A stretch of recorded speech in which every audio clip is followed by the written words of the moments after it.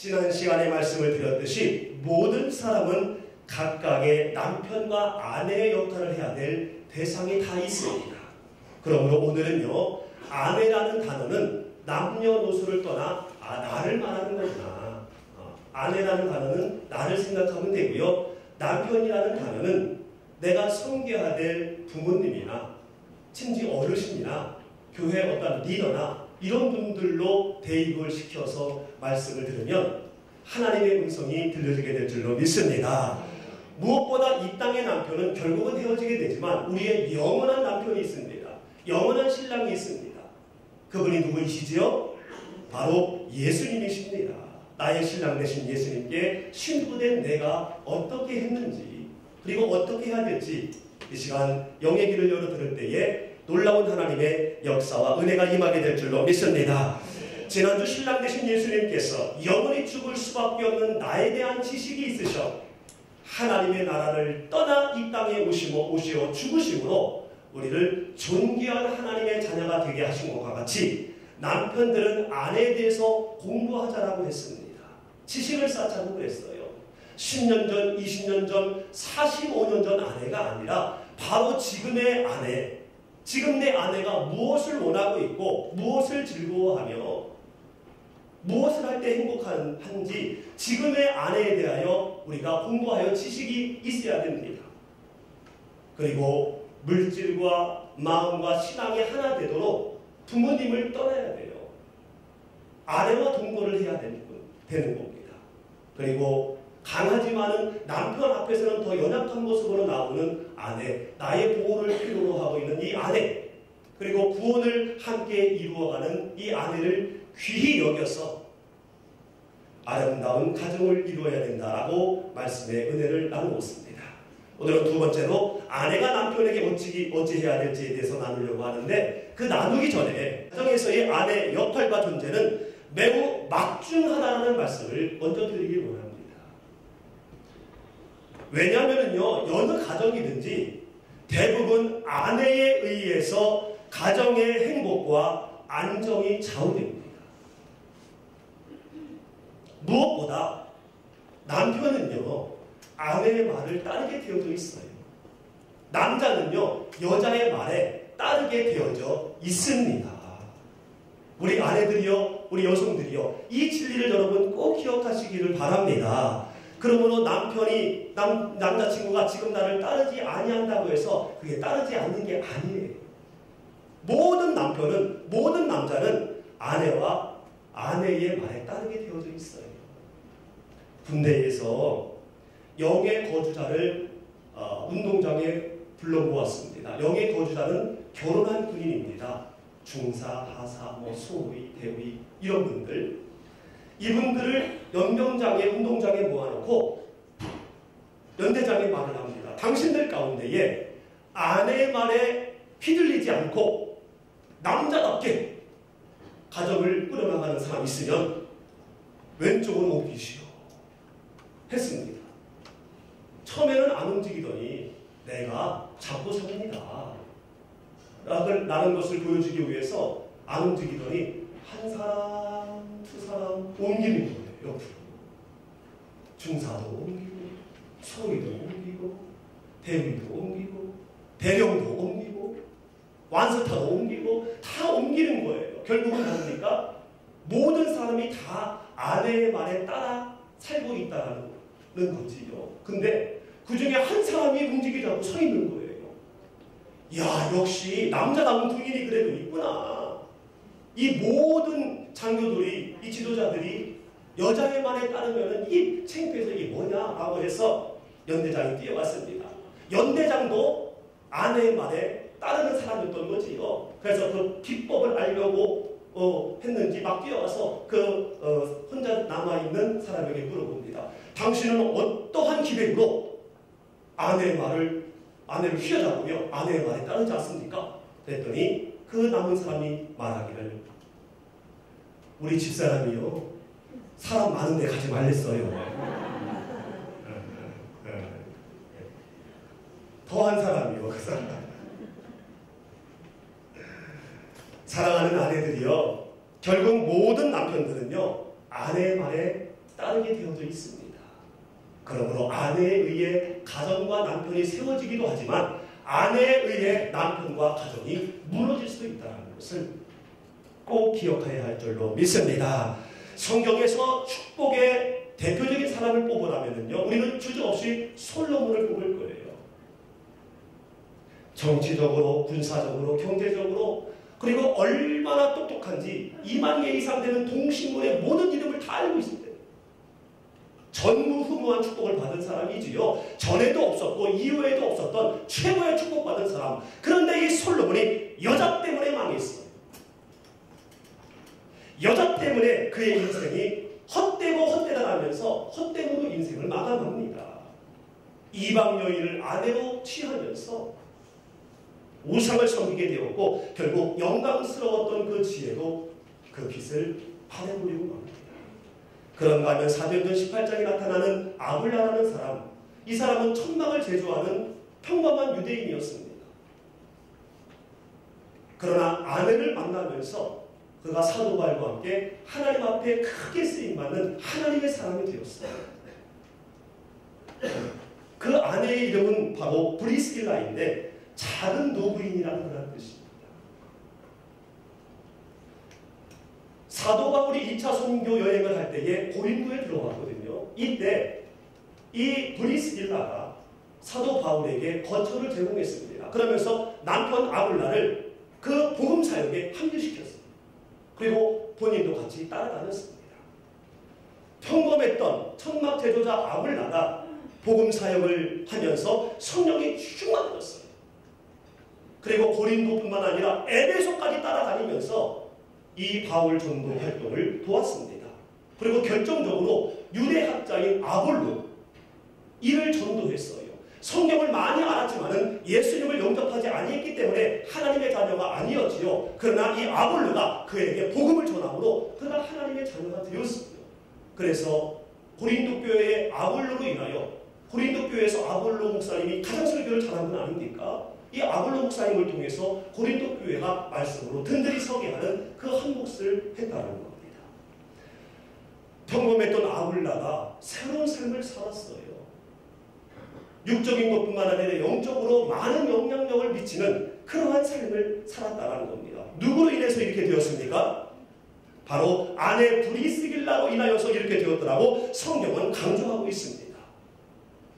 이들 부부를 성경은 6차례 같이 같은 관련에서 나란히 언급을 했는데요. 그 중에 4번이나 브리스길라 아내를 먼저 언급하고 있는 것을 봅니다.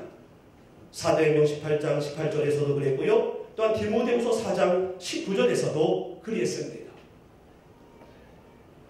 사도행전 18장 18절을 보니까 수리아로 떠나갈새 브리스길라와 아굴라도 함께 하더라. 그리고 디모데후서 4장 19절에 보니까 브리스가와 아굴라와 및 오네시모 집도 무난하라 라고 이렇게 말씀하고 있는 걸 봅니다. 아내를 먼저 언급한 것은 그만큼 영향력이 있었고 이 아내를 통해서 남편 아굴라가 하나님 앞에 바로서고 크게 쓰임받았다는 얘기인 거지요. 브리스길라와 같이 여러분의 남편이 하나님께 크게 쓰임받게 되기를 주님의 이름으로 축원합니다. 브리스길라와 같이 여러분을 통해서 여러분의 신랑 되신 예수님이 영광받게 하시기를 주님의 이름으로 축원합니다. 그러면 구체적으로 아내는 남편에게 어떻게 해야 할까요? 따라합니다. 순복하라. 순복하라. 우리 여자 성도님과 우리 아내들만 합니다. 순복하겠습니다.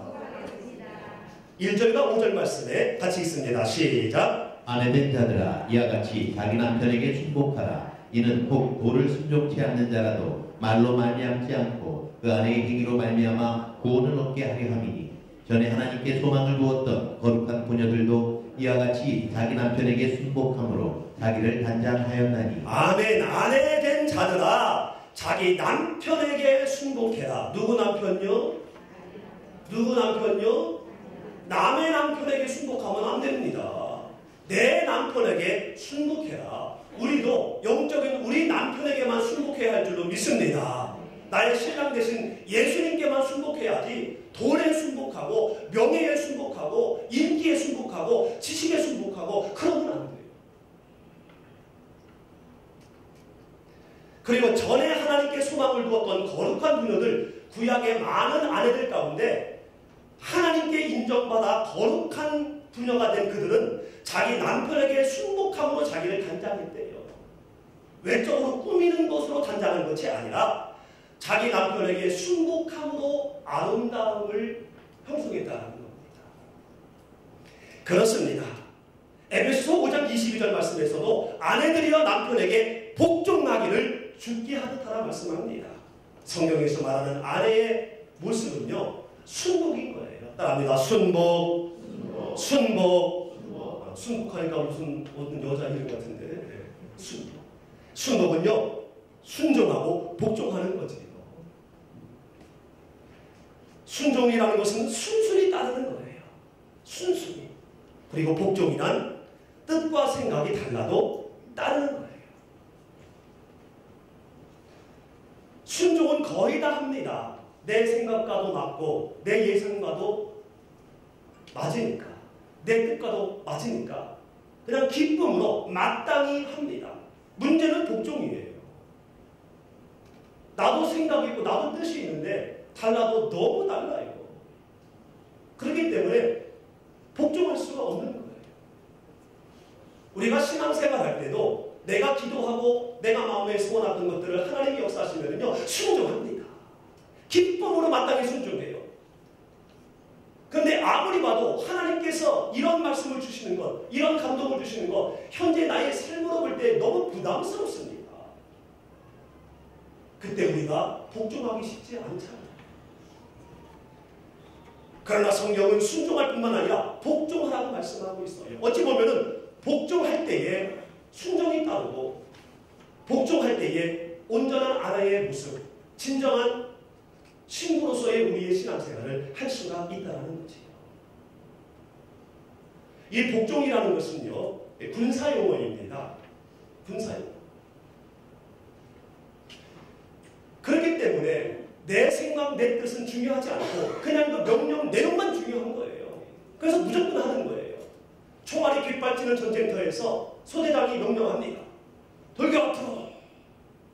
그랬는데 이 군인이 생각을 합니다. 돌격 앞으로? 지금 총알 날아다니는 거 안 보여? 저 소대장 뭔가 좀 부족한데? 라면서 자기가 판단하는 그 생각으로 돌격하지 아니하면 어찌 됩니까? 그 자리에서 총살입니다. 그리고 나라에 위기가 오게 됩니다.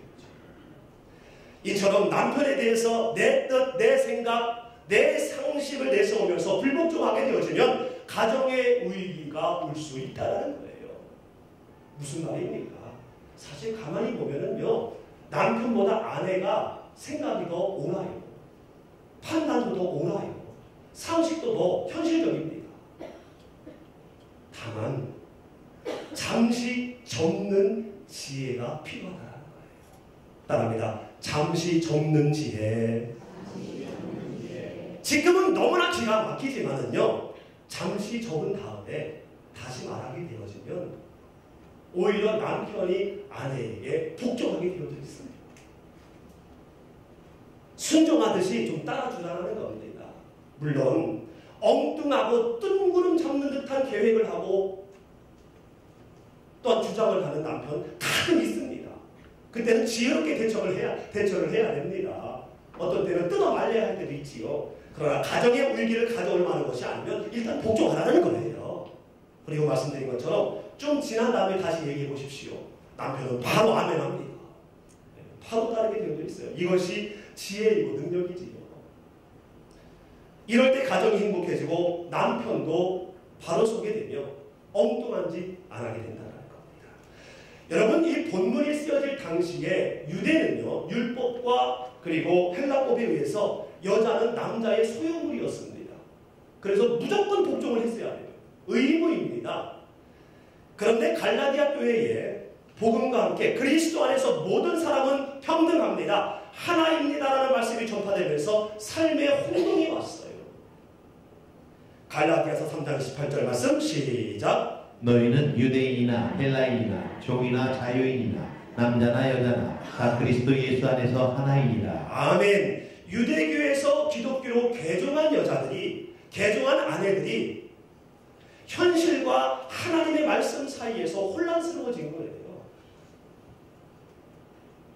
율법에 의해서는 남편에게 복종하는 것이 맞아요. 근데 복음의 말씀에 의해서는 남자와 여자가 평등하다고 했기 때문에 복종하는 것이 말씀에 위배되는 것 아니냐라는 생각으로 혼동이 되는 거예요. 그러면서 하나님의 말씀이 또 하나의 율법이 되어 말씀으로 인하여 가정에 혼동이 어려움이 찾아왔던 겁니다. 이 고린도 교회도 이에 대한 이와 같은 혼동이 있었던 것 같아요. 그래서 베드로 목사님이 가정의 행복과 질서를 위해서 각각 남편과 아내가 할 일을 권면하는 겁니다. 그리고 먼저 아내에 대해서 말씀하고 있는 거예요. 아내에 대해서 순복하라고 말씀하는 겁니다. 그리고 주 안에서 복종하라고 당부를 하고 있어요. 골로새서 3장 18절 말씀 시작. 아내들아 남편에게 복종하라. 이는 주 안에서 마땅하니라. 아멘. 아내들아 남편에게 복종하라. 뜻이 안 맞아도 생각이 달라도 따르라는 얘기예요. 이것이 주 안에서 마땅한 것이다. 하지 않으면 안 된다는 말씀입니다. 이렇게 하게 되면, 이렇게 남편에게 하면은요, 남편은요 아내를 어찌하느냐면 사랑합니다. 괴롭게 안 해요. 실망시키지 않는다는 거예요. 바로 19절의 말씀을 순종하게 된다는 겁니다. 남편들아 아내를 사랑하며 괴롭게 하지 말라. 이 말씀을 남편들이 자연스럽게 순종하게 됩니다. 뿐만 아니라 예수님이 교회를 사랑하여 생명을 내주신 것처럼 아내인 여러분을 위해서 생명을 내놓으며 보호하고 사랑하게 된다는 거죠. 결국 에베소 5장 25절 말씀에 있는 것처럼 그리스도께서 교회를 사랑하시고 위하여 자신을 주신 것 같이 남편이 아내를 사랑하라는 이 말씀을 순종하게 된다는 겁니다. 사랑하는 아내들이요, 하나님께서 우리에게 복의 복을 더하게 하시기 위해서 가정을 주셨어요. 그리고 이 가정의 원리는 창조의 원리로 이어지게 했습니다. 무슨 말씀이냐면 남자와 여자는 우리가 찬양한 것처럼 흙으로 지으시고 갈비뼈를 취해 만드시면서 만드신 하나님의 형상이기 때문에 인격으로는 동일합니다. 그렇지만 구분해서 창조하셨기 때문에 남자와 여자는 다르다라고 지난주에 말씀을 드렸어요. 즉 섭리에 따라서 기능과 역할이 다르다는 창조의 원리에 따라 가정 안에서도 각각의 역할과 각각의 기능을 충실할 때에 복된 가정이 되는 가정의 원리가 세워진다는 거예요. 그래서 에베소 5장 13절에 보니까 하나님께서는 남편을 아내의 머리로 삼으셨어요. 읽어보세요. 시작. 이는 남편이 아내의 머리됨이 그리스도께서 교회의 머리됨 것 같음이니 그가 바로 몸의 그릇이니라. 아멘. 그리스도께서 교회의 머리가 되신 같이 바로 아내의 머리가 누구라고요? 남편이라는 거예요. 교회 안에서 예수님이 사라지게 되어지면 뭐가 됩니까? 이단 되는 거예요. 사입이 되는 거예요. 그냥 종교단체 되는 거예요. 예수님이 교회의 머리가 되시고 교회의 중심이 예수님이 되실 때에, 모임의 중심이 예수님이 되실 때에 교회다운 교회가 되는 것처럼 가정의 남편이 머리가 되어야 가정다운 가정이 될 수 있다는 거예요. 그러므로 남편들은 머리의 역할에 충실해야 돼요. 아내에 대해서 홍보하고 아내와 동거하려고 애쓰며 귀히 여기는, 이미 우리의 신랑 되신 예수님은 머리의 역할을 감당하시기 위해서 생명을 내놓으셨잖아요. 십자가에서. 그리고 아내들은 남편이 머리 역할을 하도록 순복해야 돼요. 어떻게 해야 된다고요? 어떻게 해야 된다고요? 순복해야 돼요. 순복. 집안에 머리가 둘이 되면 안 돼요. 가끔 보면 집안에 머리가 둘이요. 머리가 둘인 사람을 정상인이라고 합니까? 아니죠. 비정상인이죠. 이처럼 아내가 남편에게 순복하지 아니하면 비정상적인 가정이 될 수도 있다는 겁니다. 여러분, 남자와 남편은요, 겁주어도 머리 역할을 하는 거예요. 실수해놓고 잘못해놓고도 이게 나의 마지막 자존심이야 라면서 겁주어도 머리 역할을 하려고 그래요. 나를 무시하는 거야.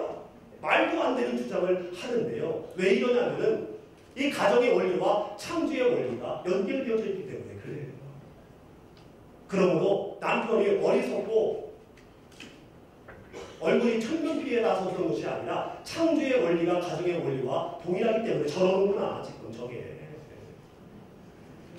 그러면서 그냥 머리 역할 하도록 순복하시길 주님의 이름으로 축원합니다. 남편이 잘났고 잘하기 때문에 순복하라는 것이 아니라 아내의 순복으로 말미암아 따랍니다. 남편이 더 잘되고 부족함이 보완되기 때문입니다.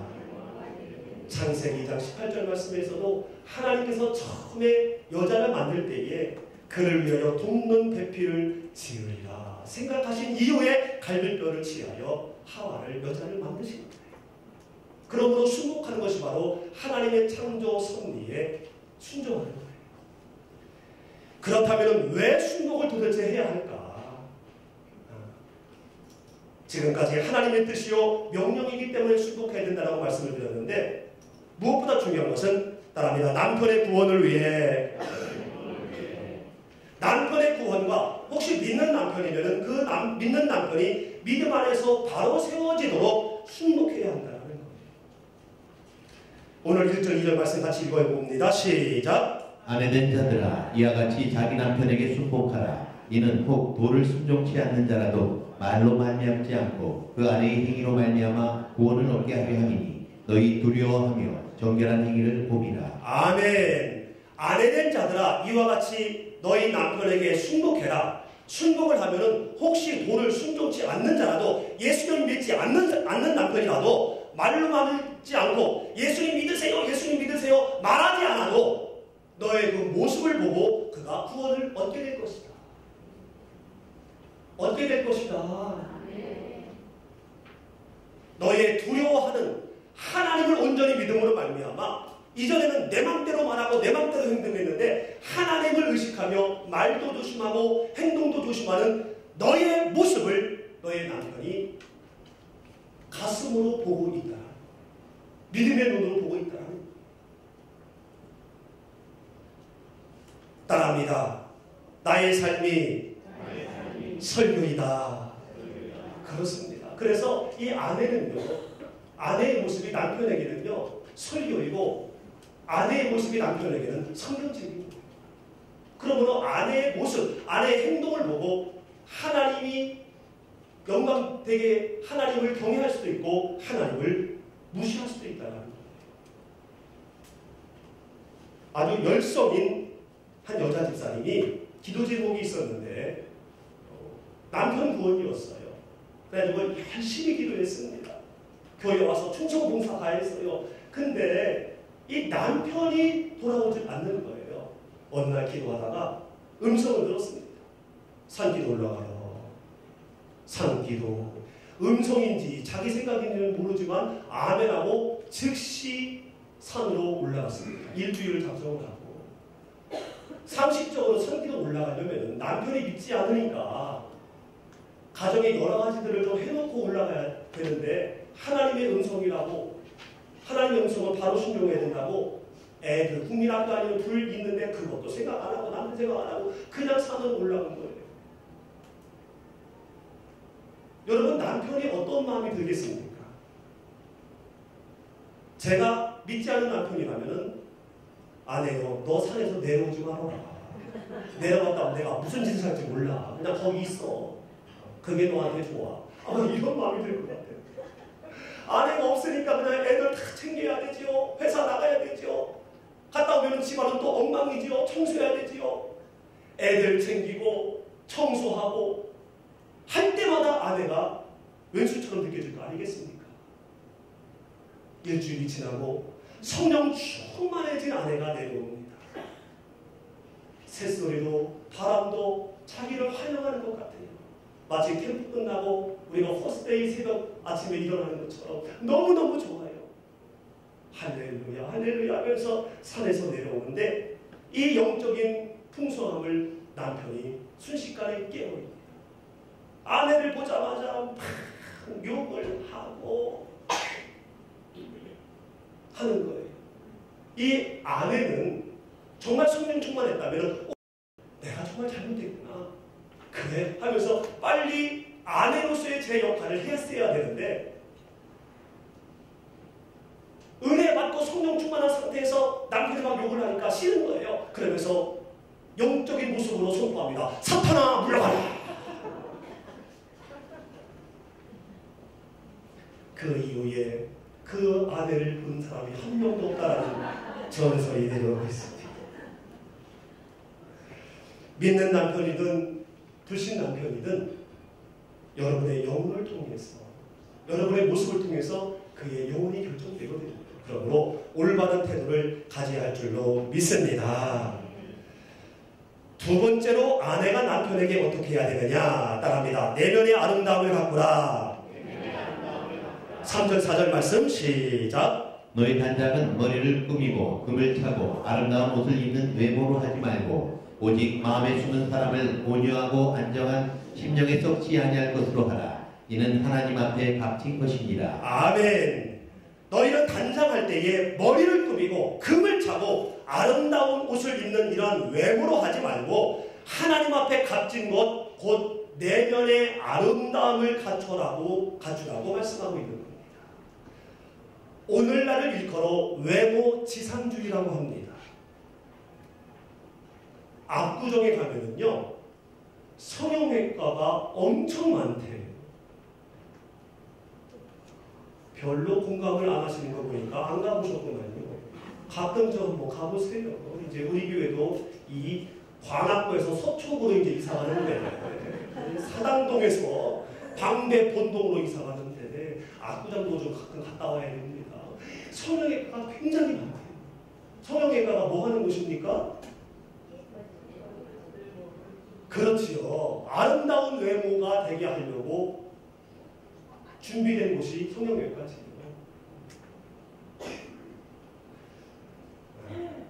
우리 교회 성도님들은요 압구정 안 가도 됩니다. 이미 너무 아름다우십니다. 이렇게 아내는 안 해줍니다. 주름살 하나만 늘어도요 마치 인생 다 산 것처럼 난리합니다.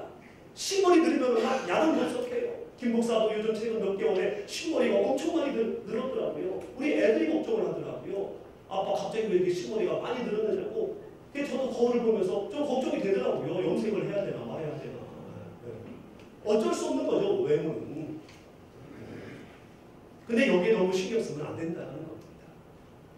왜냐하면 외적인 것은 내적인 것에 나오는 것이 진짜이기 때문에. 할렐루야. 그렇다고 너무 또 외모를 가꾸지 않으면 안 됩니다.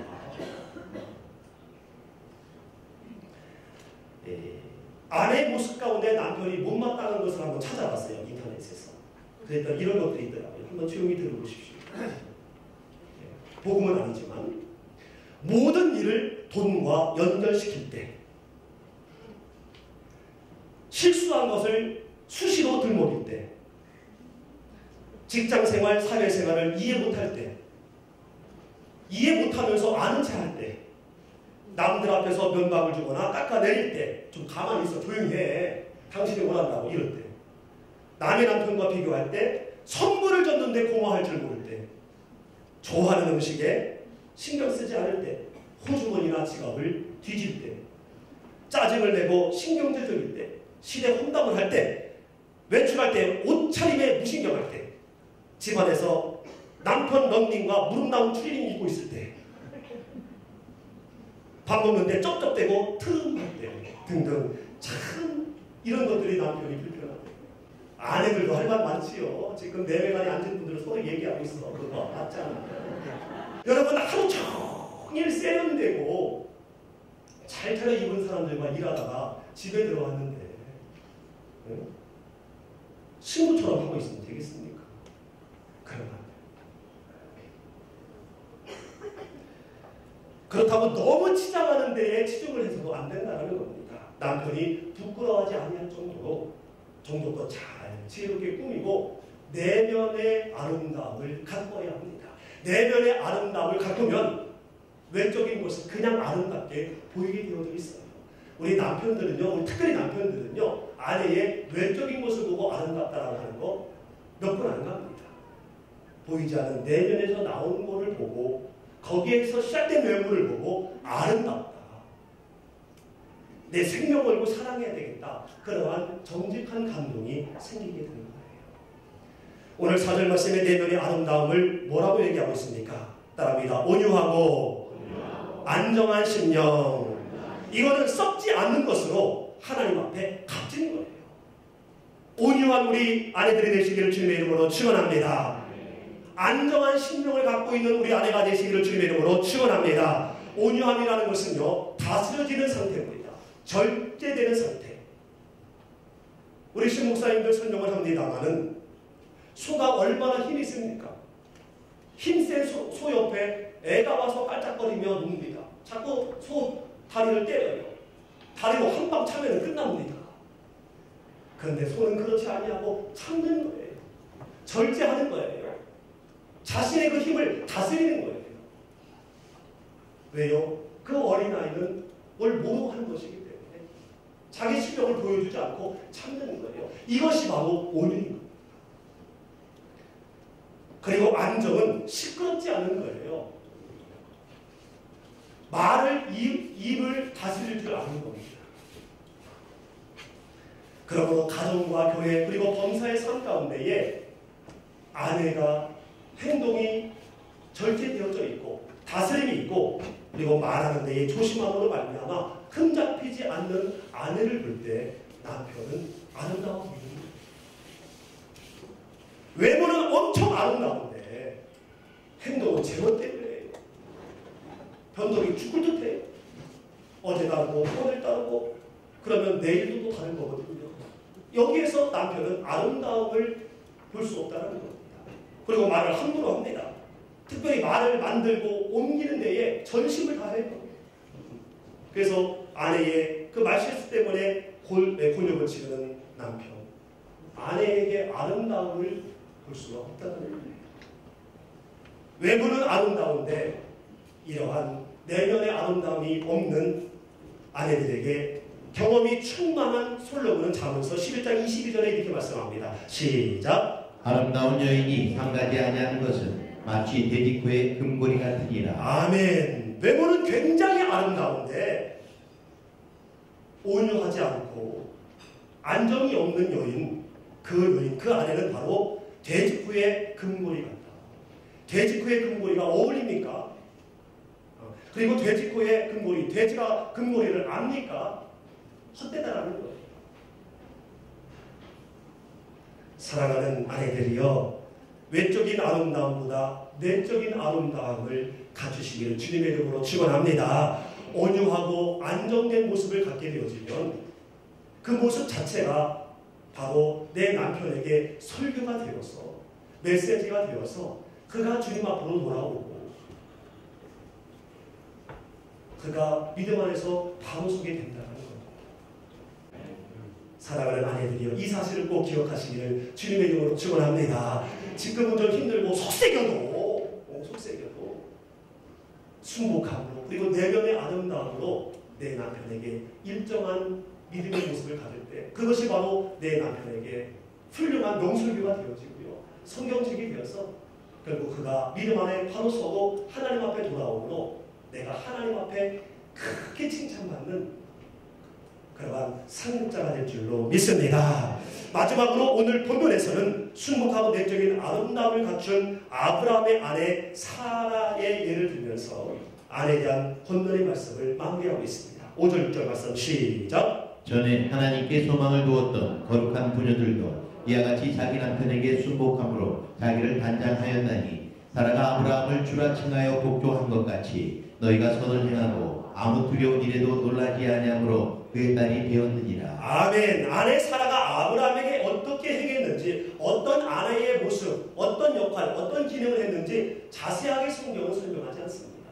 다만 그냥 사라는 아브라함을 주라 칭하여 복종했다. 이거밖에 없습니다. 이걸 볼 때 복종이라는 건 엄청난 단어인 거지요. 엄청난 헌신이고 엄청난 보험인 거지. 하지만 남편 아브라함이 아내 사라를 대하는 모습을 보고 아내 사라가 얼마나 훌륭한 아내였는지를 짐작할 수 있습니다. 남편은요, 2번 태어나요. 첫 번째는 10달 동안 엄마 자궁 속에 있다가 엄마 자궁을 통해서 응애하고 태어나고요. 2번째로는 결혼을 해서 아내를 통하여 아내라는 신령의 자궁을 통해서 또 한 번 태어나게 되었습니다. 이 아브라함은 바로 아내 사라를 통해서 아름답게 또 태어난 거예요. 왜? 이 아브라함의 아내에 대한 그 모습을, 그 마음을 통해서 엿볼 수 있는 거예요. 특별히 아브라함의 눈물을 통해서 그 사랑을 엿볼 수 있는데요. 아브라함은요, 어떤 어려움 속에서도 눈물을 흘리지 않는 분이었어요. 담대한 분이었어요. 정든 고향을 떠날 때도 울지 않았습니다.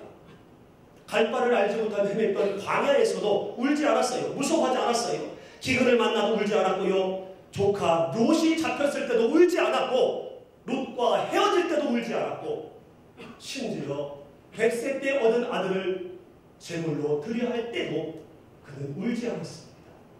오히려 아침 일찍이 일어나 소풍 가듯이 기쁨으로 그 일을 행했습니다. 그런데 137세의 아내 사라가 죽자 노인 아브라함의 눈에 눈물이 흐릅니다. 창세기 23장 2절 시작. 사라가 가나안 땅 헤브론 곧 기럇아브라에서 죽음에 아브라함이 들어가서 사라를 위하여 슬퍼하며 애통하다가. 아멘. 아내 사라가 남편 아브라함에게 어떻게 했는지 이 한 구절로 모든 것들이 다 해석이 됩니다. 믿음의 조상 아브라함이 복의 근원이 된 데에는 아내 사라가 있었다.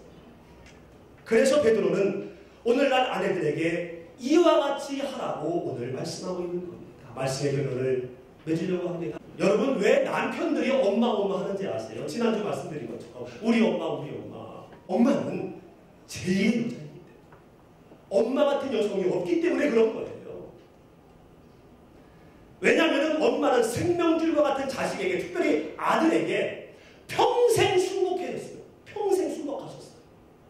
아들을 위해서 평생 순종하고 평생 복종하셨어요. 엄마의 뜻을 주장한 적이 없었어요.